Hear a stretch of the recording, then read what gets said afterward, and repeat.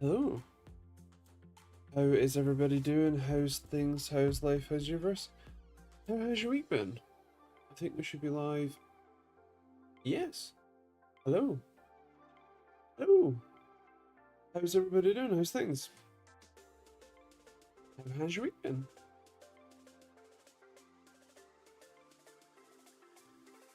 What has everybody been up to?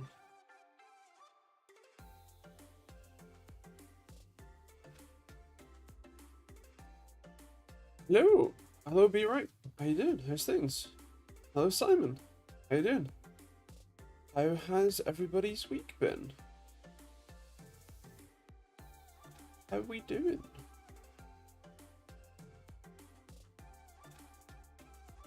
Apologies for the, let's say, low energy. Got a bit of a headache. I mean, when isn't there something wrong with me? But yeah.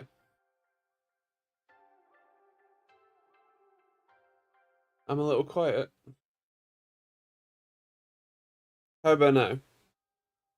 How's that? Although, why is there no... Oh, there is music. Looks a little loud. I'll put it down a tiny bit.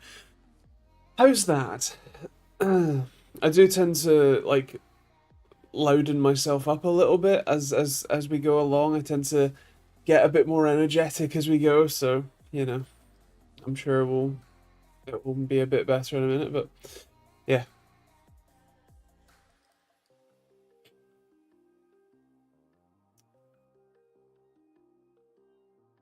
Hello, Chris. How you doing, man? How's things? Back from Belgium. Let's turn the TV right up. Well, hopefully this is better. It's always difficult, like, because I'm currently looking at the audio bar bouncing up and down, and I'm just about hitting the red with this sort of level, so it seems like trying to go any louder would be bad. So I don't know. Yeah. Hello, John. How you doing? How's things? How am I? Well, I have a headache. So meh. Um, but other than that, well, eh. I have finished my videos for the week, so I've been working on my new tool, which is actually in working order now. So this is a peripheral testing tool. So got a little keypad. The little keypad goes something under there like that and pushes down on the keys. It's currently at full extension because I was running some tests. I've got some more design decisions to make. Like, I kind of think that the wires in the load cell might actually be able to just go straight up and in and solder to the board if I just put a little cutout in. So I might do that instead of these jumper wires, which kind of looks horrible anyway. I might cut down the motor wire. This is all, I mean, as you can tell by the fact that it's broken and glued back together. This is all from like my home resin printer that is a bit meh, even though I replaced the film. And there's some other changes I want to make. Like, the whole point of this is that it sits on a stand. Pull the cable out a bit. Sits on a stand so that you can put your put the foot under your keyboard, and then you can like lower this down onto, you know, whatever switch you want to be actuating. But this whole like thumb screw moving it method is a bit clunky. So I was trying to work out different ways, you know, like a scroll wheel on the side or something. But yeah, basically it pushes down. This is a load cell, so it can measure the force as it's pushing, and this is a linear actuator, so it can actually do the pushing. And yeah, it has a Hall effect sensor on the side for position control of the linear actuator. So yeah, working on it. I'm actually in probably a couple weeks, because videos are filmed a bit in advance. So stuff you're seeing now was filmed a couple weeks ago. Um, but in a week or three, I will have a video about that, mostly asking for advice, especially from other like keyboard and mouse reviewers who might actually be interested in having one, because I'm designing this for me. Like all of the response time tool in particular, but even the latency tool, I designed because I wanted it. Uh, and turns out that I'm not alone in wanting it. So lots of people have bought one, shipped them worldwide, all that jazz. But with this, I want a bit more expert advice. I'm pretty like even back when I started designing the response time tool, I was fairly well versed in testing monitors. I kind of knew what it was that I was after. Whereas this, I'm a little more green on it. I don't like. I've obviously been reviewing mice and keyboards for a decade or more, but it's almost its own cottage industry of expertise and test patterns and test methodologies and that sort of stuff. So yeah, I want to get even more professionals' advice before really going ham on it. So yeah. The key Poker 9000. The open source peripheral testing tool, OSPTT. I'll take know how you feel. Chronic lack of sleep here, too much pain, etc. to sleep. Also too bloody hot, but December is almost here, right? Right? Oh dear, yeah. Just playing a bit of Forza now, got sick while in Belgium, recovering okay now. Nice, not nice, good. Did someone say it's a bit meh, or am I projecting? No, I said meh, not meth. I used to be on meth. Legal meth, which is what we joke ADHD drugs are, because it's Liz dexamphetamine. So it is amphetamines, it's just dexamphetamine instead of... I don't know what meth, like, normal meth is. Just methamphetamine? That makes more sense. I'm an idiot sometimes. Hello Ish also. And hello Simon. How you doing? How's things?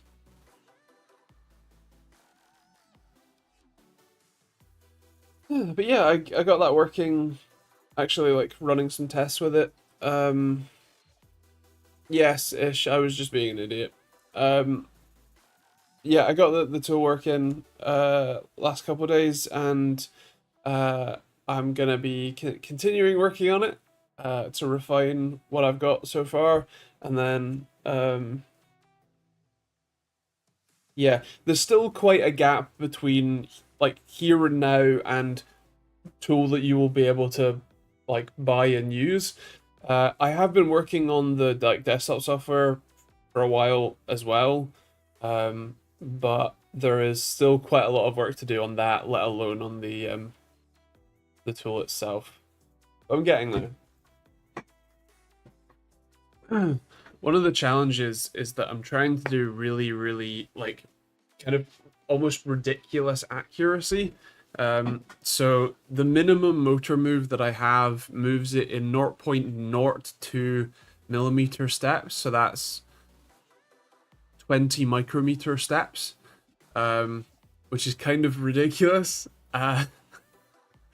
Um, but yeah, the Hall effect sensor, ironically, isn't quite accurate enough to do 0.2 millimeters. It's definitely 0.1 millimeter accurate, but I want better than that out of it. So yeah, got some work to do. Hello, Jim. How you doing, man? How's things?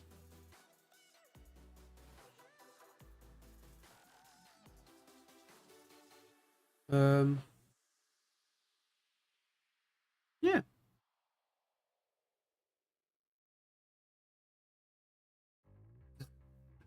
Hello, Bear. Um, soon to be Christmas. I I guess we're technically, I mean, we are over the halfway point, so sure. Um, I do have a lot that I want to get done before Christmas, and I know that I'll blink and it'll be here, but also, you know, nice to get stuff done. Uh, um,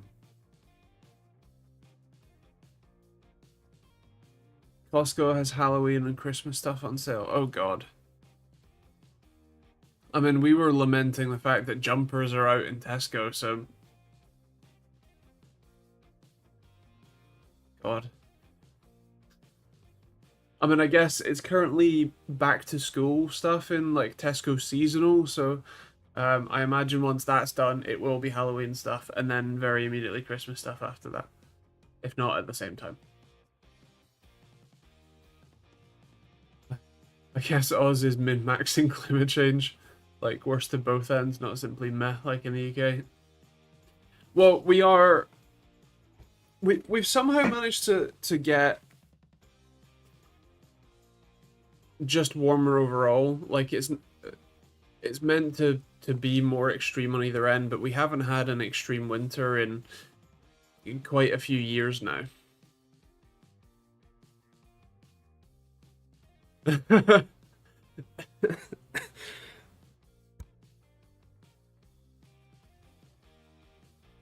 uh, um,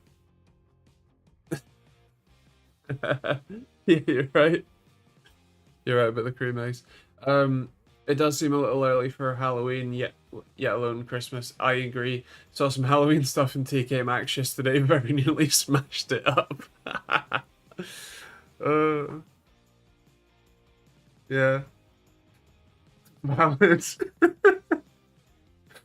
Yeah.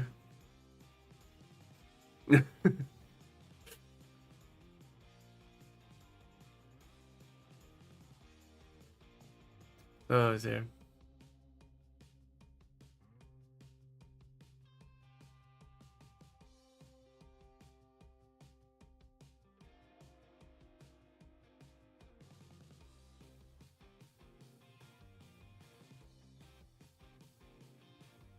Uh, I was trying to think of any like tech things that have happened recently, but all I can think of is the open source, the um, convention-y Comic Con, but for makers in San Diego, or is it San Francisco? On the west coast of America, and I'd really love to go. It's just I really don't want to go to America right now. uh,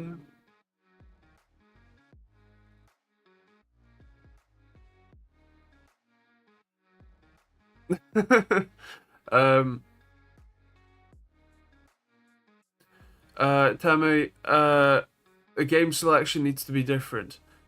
Uh, can you define what games you want to see? Because the reason that I picked those games is one, because those are the games that I benchmark anyway, and two, those are the games that I actually play, and a lot of them are still very much popular games. And kind of the point of the video is to say that while there is undoubtedly a selection of games that are high VRAM usage even right now, fair enough, if those are the games that you play, totally get it. But those games are not the wholly like representative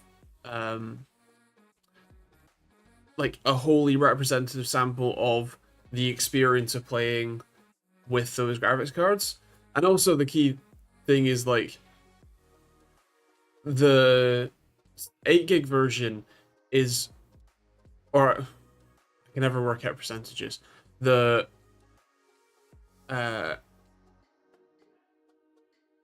the 16 gig version is 40% more money than the 8 gig one.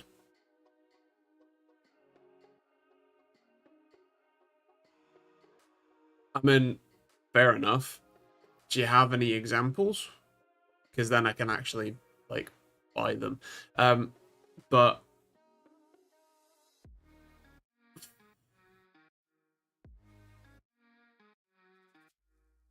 the 8 gig card is often seen as an affront to humanity for even existing, and I think that that's a bit of an extremist view. And for a whole bunch of games, Robocop,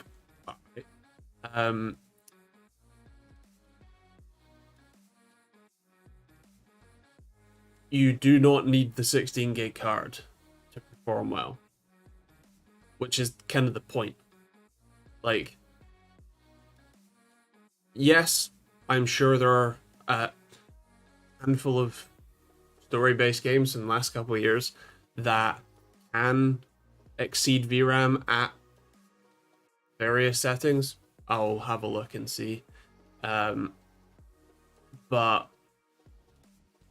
it's not the be-all and end-all that it has been made out to be. And you're not, like, I don't know, sacrificing a child just to have good performance.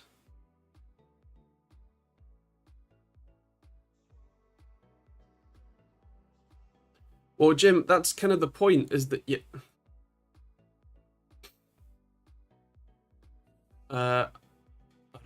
one point at a time.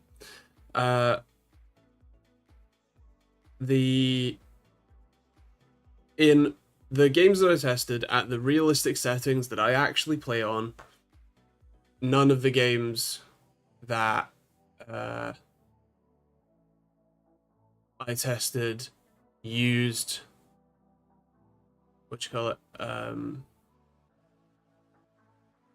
more than 8 gigs of VRAM. There was no performance difference between the two cards. I've actually done some more testing with the 16 gig card at like maximum settings in those games to see at what point do you reach over 8 gigs. And weirdly, CS2 was the worst. That was 10.7 gig, I think, of max usage, which is kind of insane on very high settings. But also it was, I want to say like 60 or 100 FPS or something, which for CS2 is dreadful. And you definitely wouldn't be playing that, especially on those cards. As for John, I expect my card to last at least 4 years. Current was pushing 7 to 8, and 8 gig for that price is not fucking cool. Well, it's almost half the price of the 16 gig version, right? Like, it.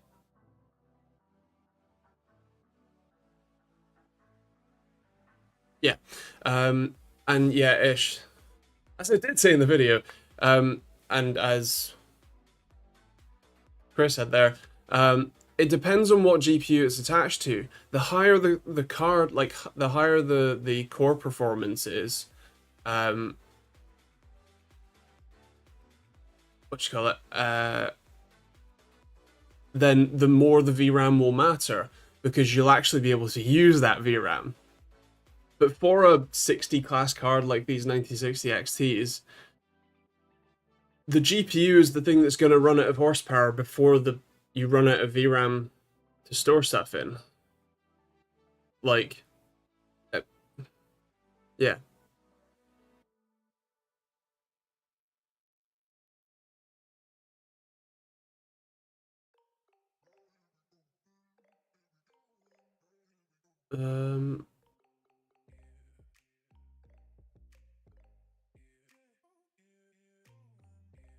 And so yeah, for those 9060s,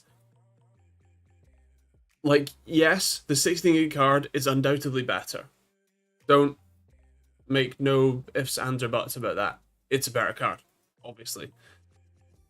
But I think by the time you're needing 16 gigs of VRAM, that GPU isn't going to keep up anyway.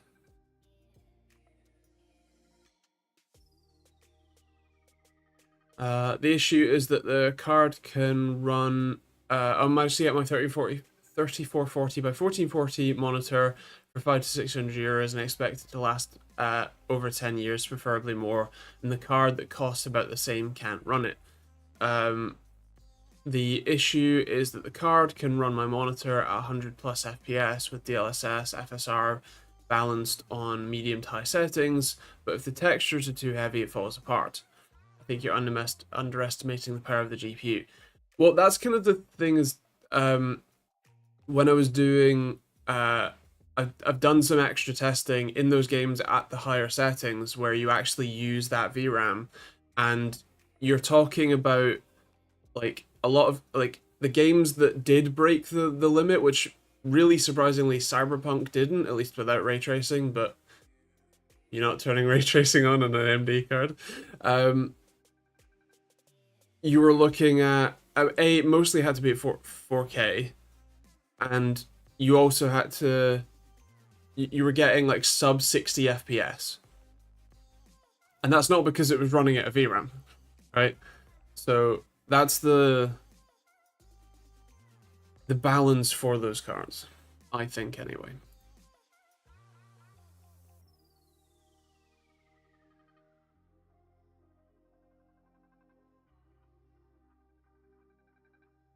I have a 6900 XT, 16 gig, play at 3440 by 1440.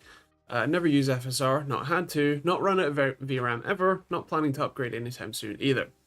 Yeah, fair enough. I have a 3090, it's 4 years old. Should I replace the pads with pads or putty and thermal paste, or just thermal paste? I mean, thermal paste sounds like a pretty good idea, generally. The pads are generally less affected. You certainly can. The only downside to replacing pads is that you really want to get the right thicknesses. A lot of the time they do keep it consistent, but sometimes they don't. And so sometimes you need different thicknesses to be able to accommodate, to be able to, cool them properly. So yeah, paste for sure. But yeah.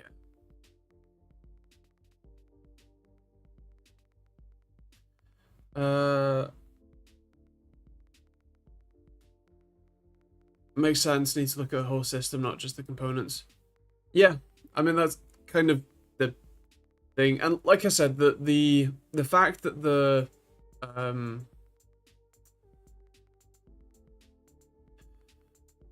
8 gig card is not is a third less money, or 40% more if you go the other way.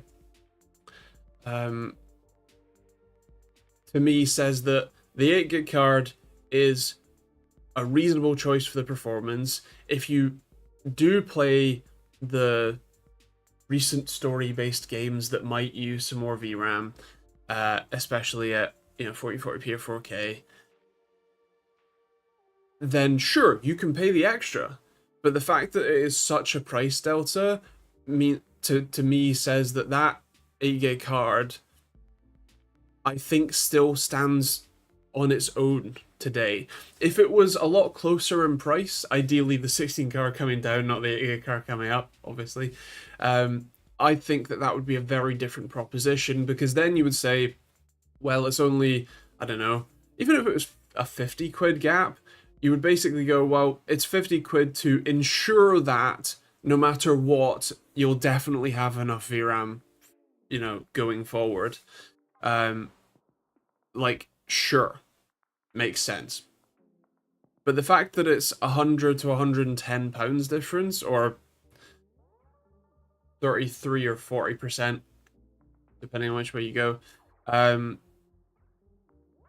is a lot harder to justify. Yeah. With my settings, to me, it makes sense thinking about finally replacing my 2070 with a 5070 Super when it comes out, maybe. Thoughts? I mean, so one of the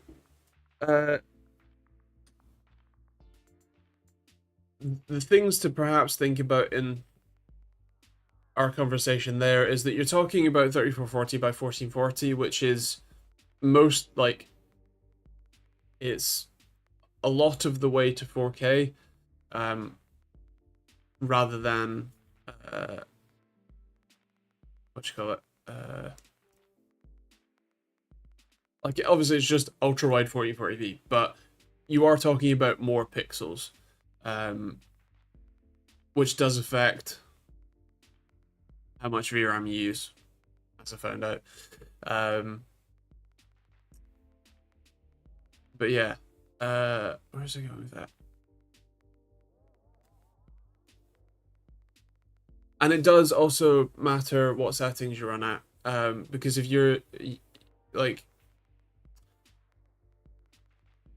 if you're happy with, you know, around 60 for higher settings, then you're going to be using more VRAM because you're on higher settings. If you're chasing the performance itself, then you will benefit from lower settings, which then also benefits lower VRAM usage. But yeah, I'm happy using DLSS upscaling to X frame gen. I mean, fair enough. And yeah, I mean, obviously 5070 Super, we don't know what specs are going to be for that. Obviously, the 70 class cards, generally from AMD and Nvidia, are pretty good choices when it comes to a balance between like longevity of performance and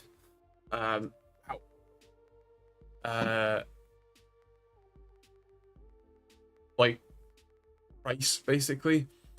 So yeah, it like sounds pretty decent, but we'll also want to find out what the specs are like, because it's Nvidia. It might come with 6 gigs of VRAM instead. And like for a 5070 Super, yeah, like 8 gigs of RAM would be an insult. You'd want 16, really, for that sort of card, at that sort of price and performance. But for these like literally mid-range cards, basically my main point is I don't think that it's an affront to humanity that the 8 gig 9060 XT exists. I think that it has its place, at least right now. And sure, it won't last 5 years, but neither will the 16 gig card, which is kind of the point.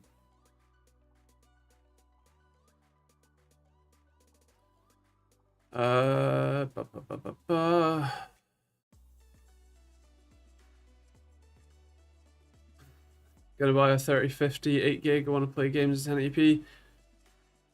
Yeah, 3050 isn't fast enough, but majorly fast. But I mean, for 1080p, especially esports games, should be fine. Anything intensive, you're gonna struggle a bit, but yeah.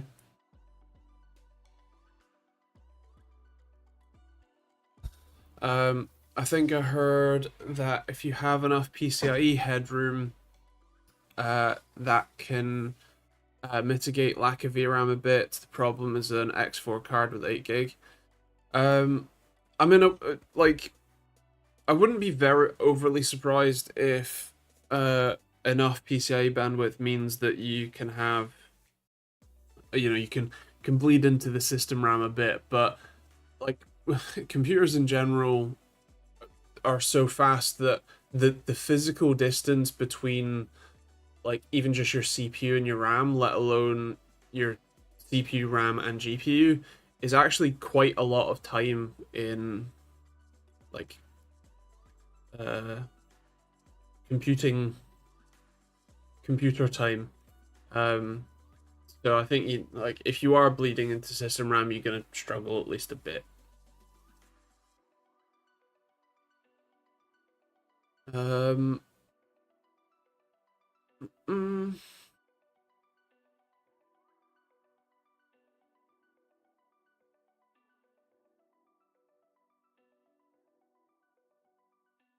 think it suits my 5700X3D. The one problem, I need to buy a new motherboard because I have PCIe 3 and kind of need 4.0.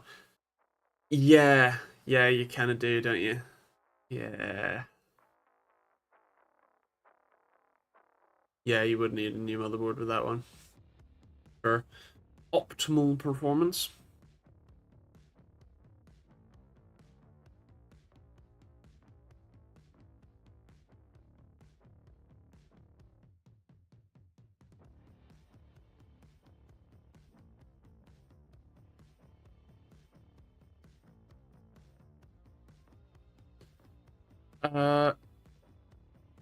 5.0 isn't PCI Gen 5. Yes, I'm pretty sure that you need AM5 for DDR5 and PCI Gen 5. Yeah, I think it's AM4. Well, AM4 is DDR4 only, for sure. And then I yeah, I don't think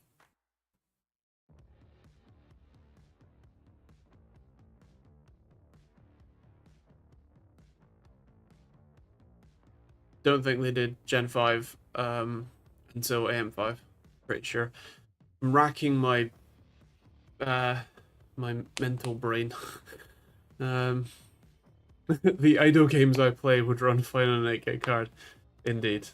Indeed.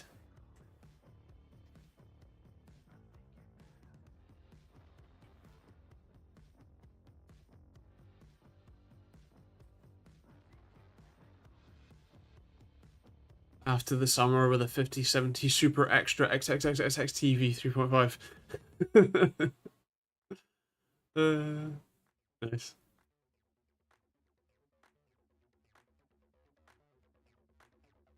I'm thinking about changing my Asus X70E gaming for an ASRock uh, X870E Nova Wi-Fi 7, or are you being stupid?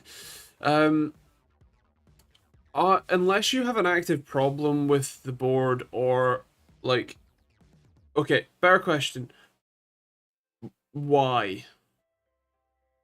Why do you want to? Played a Microsoft made game, turn on the game bar performance monitor, and the FPS won't go over 21 FPS. Thanks, $4 trillion company.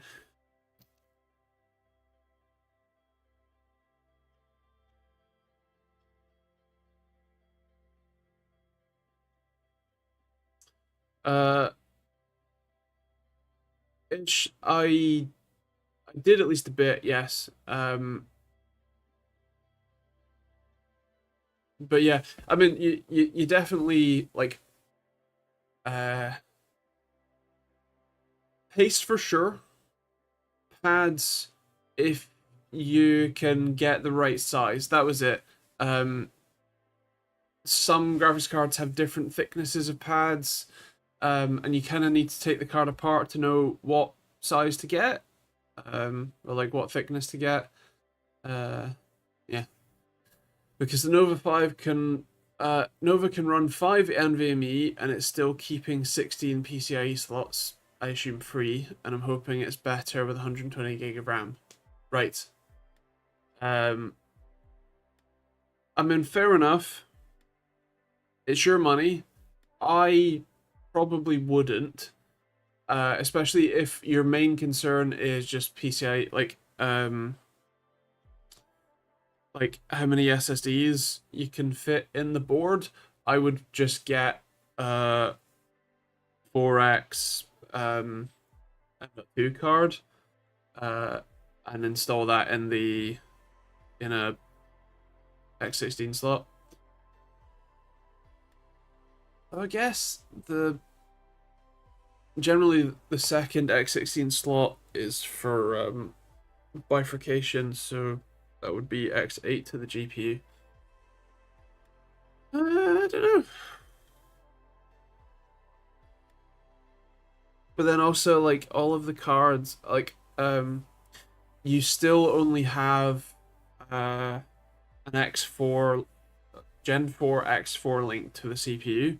So you're looking at um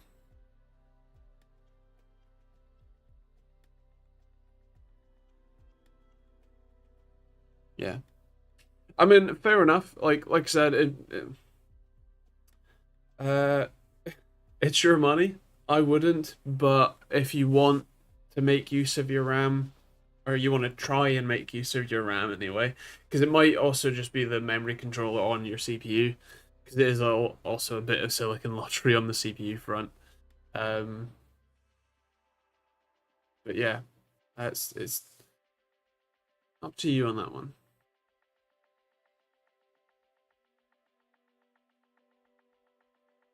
Just bored of Asus. Fair enough. Fair enough.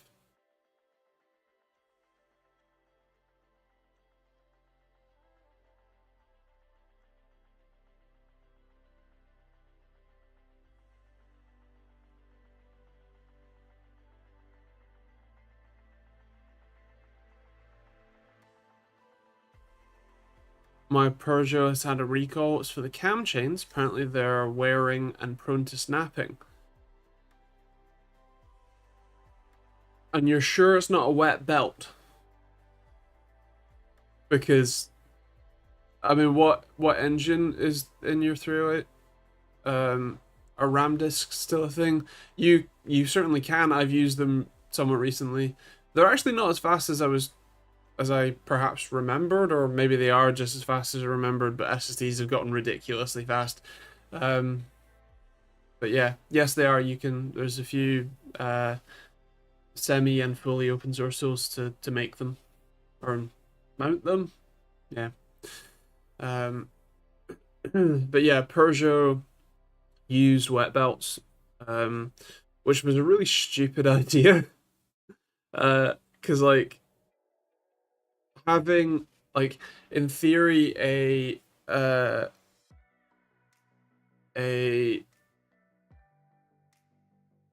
1.5 diesel, fair enough. At least on the petrols, they were wet belts. Uh, a timing belt is there's two ways to keep your crankshafts and your camshafts in time. You can either use a belt or you can use a chain. A chain is sort of internal to the engine. It's lubricated. It's a lot more reliable, a lot more robust. You can generally handle more power with them. Um, and yeah, generally like lifetime of the engine, or give or take about 100,000 miles. Some will do a lot more than that. Some won't. Also depends on like how many oil changes you've done, how well you've looked after the engine. But anyway, you can do a chain or you can do a belt. Belts are generally external to the engine, so they are easier to replace, but they also need replacing more often, more like 60,000 miles. They're also generally easier to replace because they're external. But Ford and I guess Peugeot for a bit are went insane and decided that they would use a belt, but they would put it on the inside of the engine and cover it in oil. And the thing about rubber and engine oils is that they don't really go together, and the engine oil degrades the belt way faster than it would do if it was just on the outside of the engine. Yeah, what happens is the lobes of the belt just like shear off, and then your engine dies because yeah, yeah. Yeah, no, I mean, timing chain, like, regardless of wet belt, dry belt, or timing chains, you still have an auxiliary drive belt, which powers your alternator, sometimes power steering pump, sometimes water pump. Uh, AC is almost always actually, driven from the engine, from the aux belt. But yeah, it it is.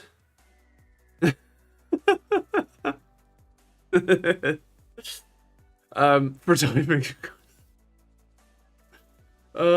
Nice finish. Dear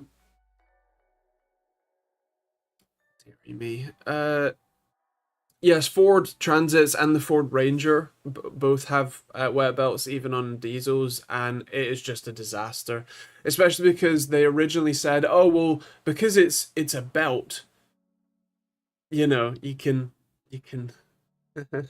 um, what you call it? but it's lubricated, so it won't fail as fast. So they were like, it's lifetime of the engine, and also you don't need to do oil changes until every like 30,000 miles or something ridiculous. For context, I do oil changes every like 5,000 miles, mostly because that's how many miles I do in a year. uh, but yeah, yeah. So the chain is prone to snapping. They want to do a software update to up the oil pressure and listen to the. How does a software update change the oil pressure? Is that not all just like restrictors and stuff? Do they? Wow, that's wild. The wet belt was actually designed partially to decrease maintenance and partially to quieten the engine, because chains are a little loud because it's metal, circulating around the engine, so there's a bit of sort of chain noise to it. Belts are already perfectly silent, but they then went, do you know what? What we need is a wet belt, so we get a bit of squelching with our silence. Idiots. So yeah, massive disaster. But anyway, yeah, it's a disaster. Yeah, it's really stupid, just really stupid. Uh,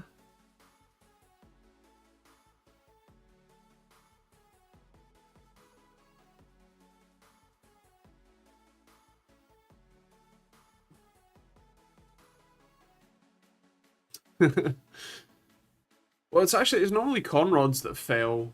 Well, okay, it's normally bearings that fail, but after that, it's normally conrods that fail under power, not pistons. Like if I had to, you know, only have one upgraded part, it would probably be a upgraded conrod, because that's what takes the force.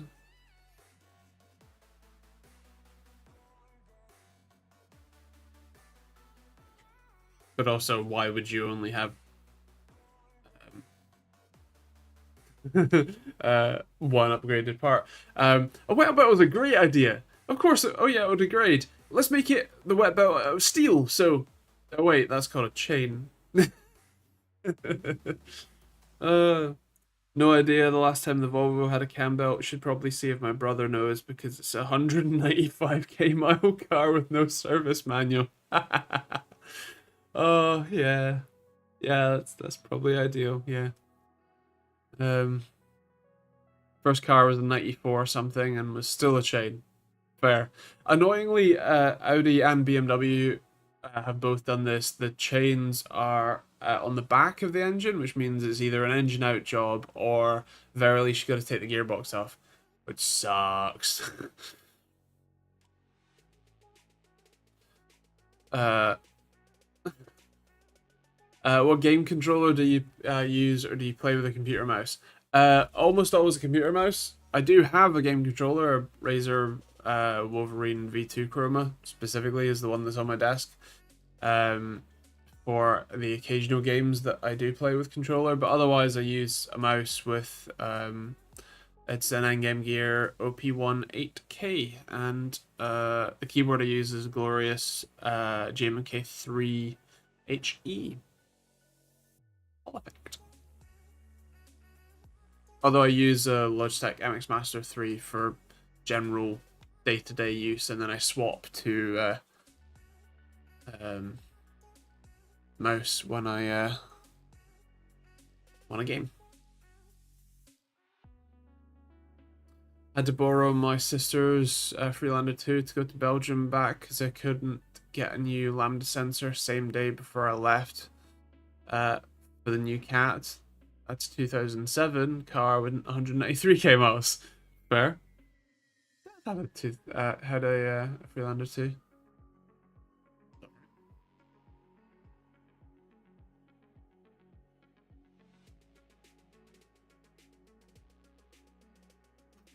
Currently Forza Ring on a Logitech G920. Nice. I have a G9, like 35 or something. I don't know. the slightly newer version of the G920 that's otherwise exactly the same.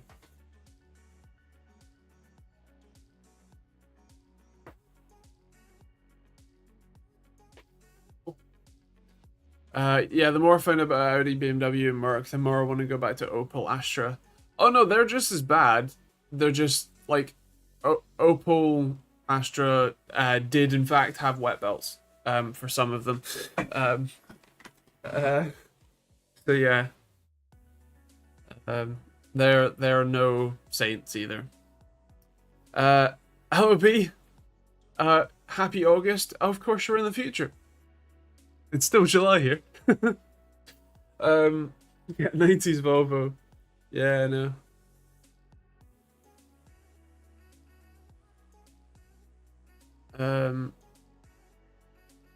The old man reckons the best car in the world is a Nissan Bluebird. Fair enough. Well, mine had a chain and were way cheaper to fix. Literally a third, quarter of the price.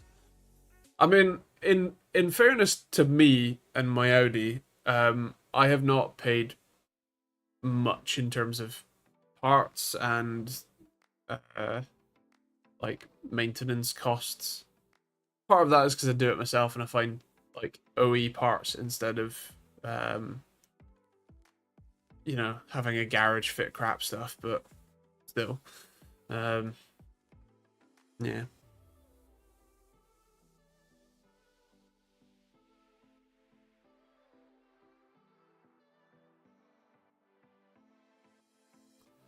Now mine has been recalled though. If it does snap, they're liable for it.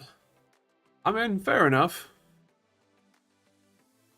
It depends how it's laid out, but you can often, if there's an upper cover or I mean even just the like rocker cover, valve cover, you can take that off and check the chain tension, physically. Because what tends to happen is that they stretch before they snap. So yeah. Should be the MT-07. I was looking at bikes again, getting a bit itchy. There was a Yamaha versus 650. Is it Yamaha? I think it is. Going a bit mad. That was very reasonably priced and very local to me that got a bit itchy for. It's booked in at the beginning of September. They told me I can continue to drive it. Fair enough. I mean, you will likely what you call it? You will likely hear ticking and stuff before it fails. I mean, I don't know about that engine specifically, but chains generally. Kawasaki, that's it. I knew it wasn't Yamaha. It wasn't sitting right in my brain. Anyway, yeah, like generally speaking, when chains start to fail, you'll hear them ticking. You'll hear, you know, but if it's also prone to snapping outright, then who knows? But anyway, yeah, no, I mean when I say reasonably priced versus 650, I'm talking $2,000 because it's a 2008 or something, you know, not new, like. No.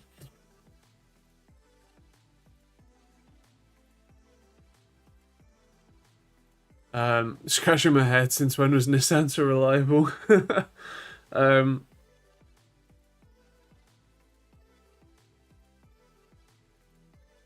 don't know.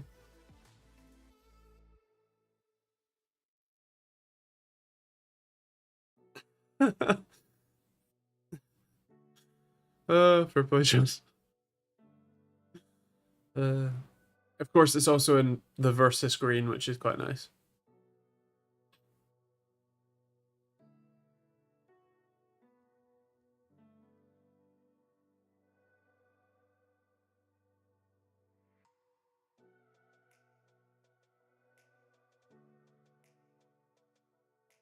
We have a Renault Luton with 350k and it still goes.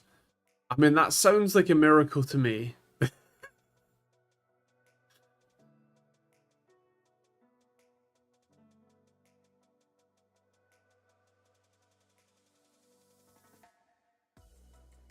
To be fair, it probably has been changed with it having 158k. I mean, if it's a timing chain, probably not. Like, timing chains are 100k plus type of deals. I mean, to be fair, if it's still working at 158k, then maybe it has, but I guess the question is, at what mileage did you get it?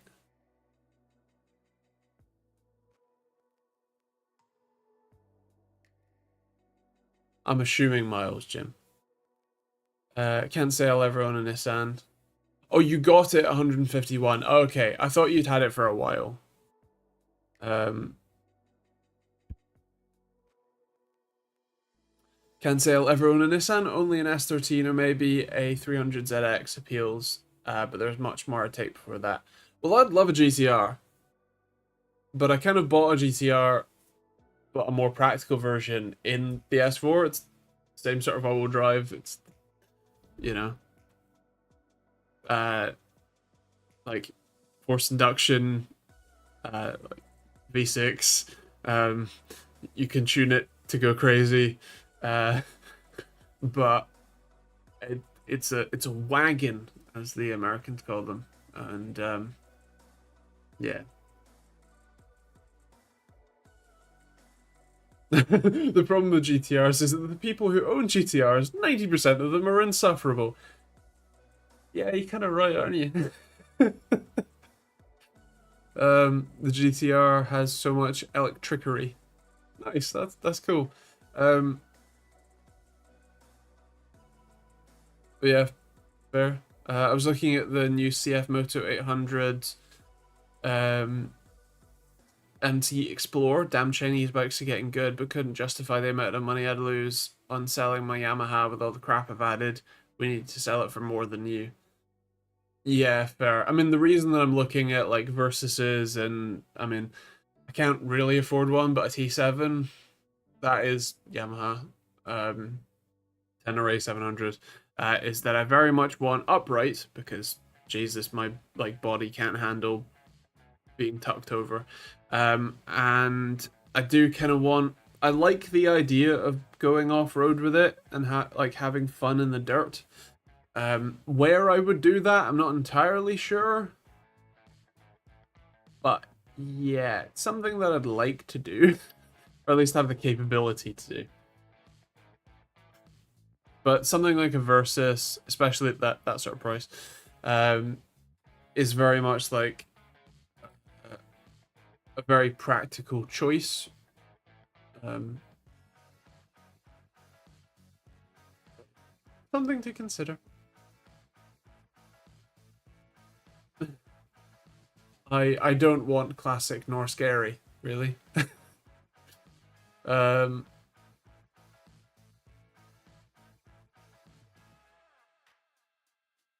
the Get a Stagia R34 GTR estate, basically. Um, yes, I mean it's a little boxy and all, but yeah, I have seen them, not in the UK, but yeah. If I had lots of money, I'd buy an old Cooper and put a 6-liter V8 in it. Be funny, ram an AMG in it. I mean, that would be the entire volume of the inside of the car. Sat in a Mitsubishi Evo 3, some rich kid's dad had around 2016. He got the GTR. Can confirm he and his dad are inseparable. I'm glad that it's worldwide then. Yeah.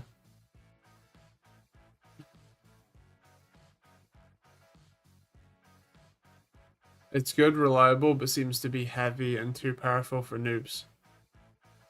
I mean, a lot of bikes are, but fair enough.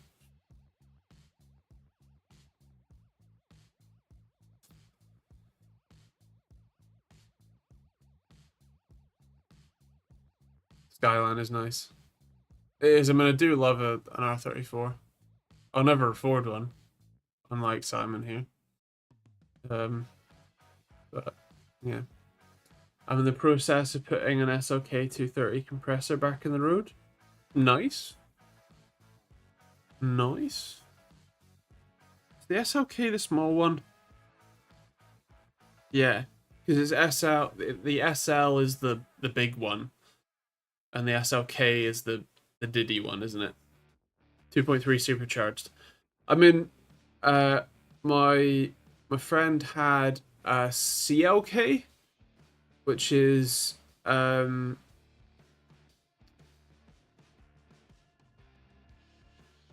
you call it? Was a 1.8 supercharged, and that was impressively gutless. Like my 1.8 naturally aspirated kept up with it.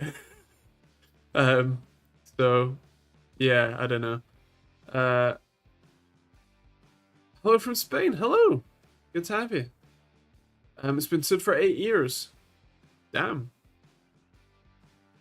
I mean, is that gonna need like wheel bearings all around because it's been sat for so long? I really like the look of Triumph Cafe Racers, but my back wouldn't survive the ride on Indian roads and potholes. I mean, I wouldn't survive the ride on one, even on, you know, a runway, but yeah. But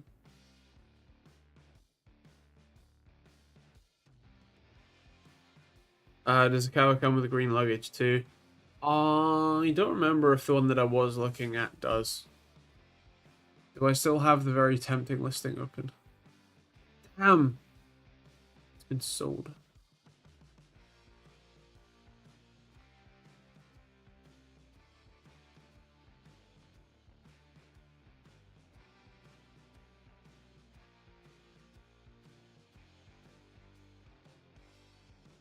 There's another Versus 650, 2007. No luggage.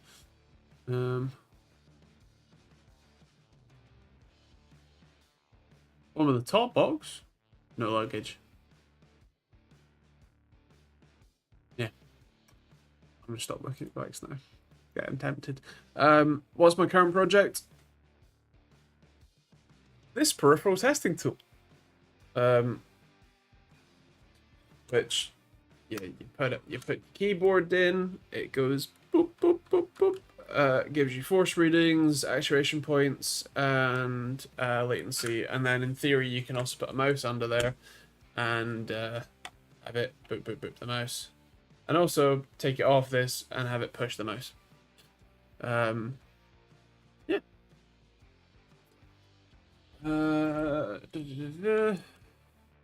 Think I'm mad, but I like the Skoda Octavia. I mean, yeah. It doesn't have a speaker, but it can. Who's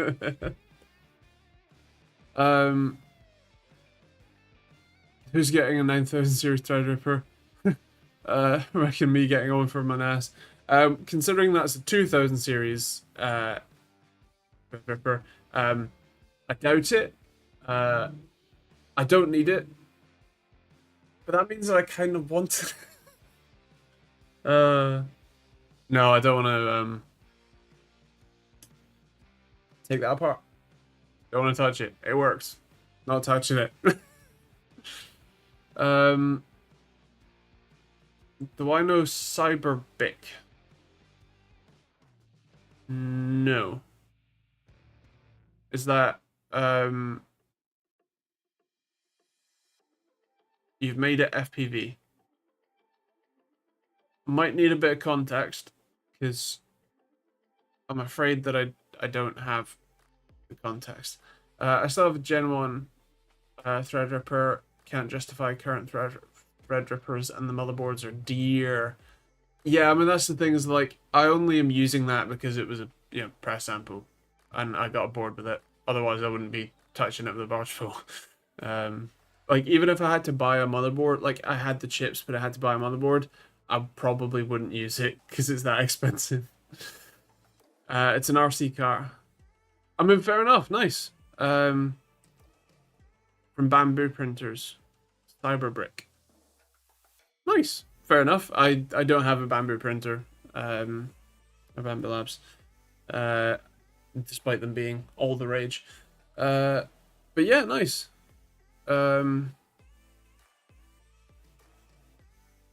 And making FPV is really cool.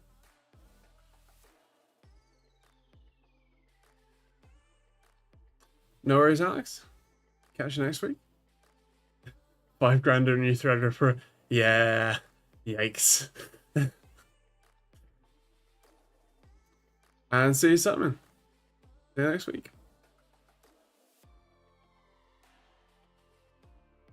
I fly FPV race drones, but I'm near an airport, so I make FPV race cars. That's a decent compromise, yeah, yeah. I'm not that far from an airport, but happily I am outside it enough to still use my non-FPV, just my is that Mavic here? I can't remember. Yeah. We did try and build a quadcopter and use a Raspberry Pi as a motor controller once upon a time. I compromised the Z-axis. That's a great way to describe it. Back when we were in college, but that was a bad idea and it didn't work, and we kept blowing up ESCs. FPV on the 3D printer had sensor component on it, especially the really fast ones.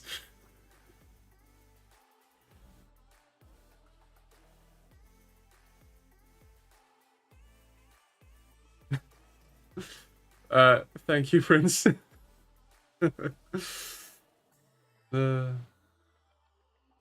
Anyway, I am gonna head off. Thank you very much for watching. These are every Thursday night at 8 p.m. UK time if you want to pop back next week. And yeah, otherwise, I hope you all stay safe. Hope you all have fun. And I'll see you tomorrow for video, Monday for video, and next Thursday for a stream. Alright. Catch you guys next week.